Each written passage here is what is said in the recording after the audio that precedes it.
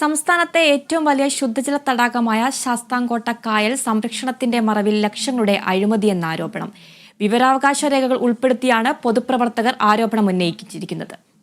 കായലിൽ നിന്നും പായൽ നീക്കം ചെയ്യുന്നതിന് ജൈവ വൈവിധ്യ ബോർഡിൽ നിന്നും 3.5 ലക്ഷം രൂപ കൈപ്പറ്റിയതായാണ് ആരോപണം.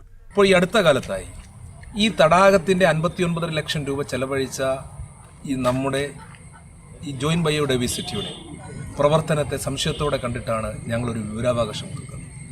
ആ വിവരാവകാശം കൊടുത്തപ്പോൾ നമുക്ക് കിട്ടിയ മറുപടി 3.5 ലക്ഷം രൂപ പായൽ നീക്കത്തിന് വേണ്ടി ജൈവ വൈവിധ്യ ബോർഡ് ചെലവഴിച്ചിരിക്കുന്നു.